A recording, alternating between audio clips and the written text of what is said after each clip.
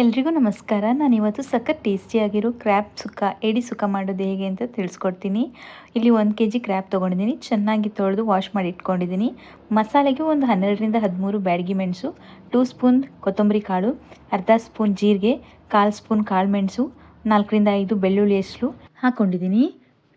ಒಂದು ಪಾತ್ರೆ ತೊಗೊಂಡು ಅದಕ್ಕೆ ಸ್ವಲ್ಪ ಆಯಿಲು, ಒಂದು ಸಣ್ಣ ಕಟ್ ಮಾಡಿರೋ ಈರುಳ್ಳಿ, ಸ್ವಲ್ಪ ಕರಿಬೇವು ಹಾಗೂ ಕ್ಲೀನ್ ಮಾಡ್ಕೊಂಡಿರೋ ಏಡಿನ ಹಾಕಿ ಅದಕ್ಕೆ ಸ್ವಲ್ಪ ಅರಿಶಿನ, ಉಪ್ಪು ಹಾಕಿ ಬೇಯಕ್ಕೆ ಇಟ್ಕೊಂಡಿದ್ದೀನಿ. 10 ನಿಮಿಷ ಆದಮೇಲೆ ಅದಕ್ಕೆ ಹುಣಸೆ ರಸ ಹಾಗೆ ನಾವು ಮಾಡ್ಕೊಂಡಿರೋ ಪೌಡರ್ನ ಹಾಕಿ ಚೆನ್ನಾಗಿ ಮಿಕ್ಸ್ ಮಾಡ್ಕೊಂಡಿದ್ದೀನಿ.